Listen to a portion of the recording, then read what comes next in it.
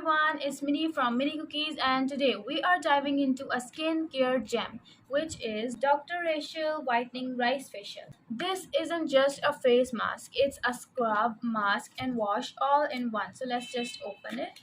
And the best part, it comes in this cute little jar, so you get more products to work with. But is it worth it, the hype? Let's find out.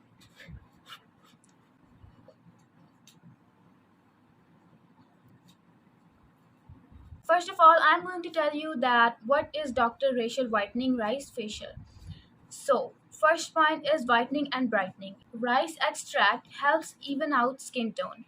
Second is anti-aging, fights wrinkles and fine lines for youthful skin. Number 3 is texture refining, exfoliates dead skin for a smoother look. And number 4 is deep cleansing. It removes dirt, oil and impurities. Basically, it's a full facial treatment in single jar. Now let's use this right way for the best results.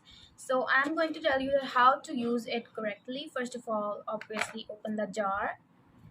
This is the lid, take it out. Step 1 is scoop it out. Use a clean spatula or spoon to take out the product. Don't dip fingers to avoid bacteria. I'm using this kind of spatula. And step 2 is that apply evenly. Spread in a thin layer on your damp face.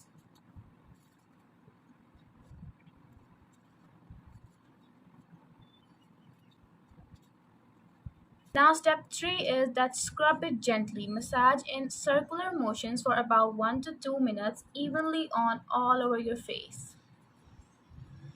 With light hands, not too harsh because it will make rashes on your skin and it's not good then.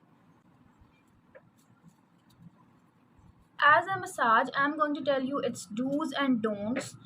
First of all, I'm going to tell you do's. Number 1 is that use it 2 to 3 times a week for best results. Number 2 is that apply a moisturizer afterward to lock in hydration.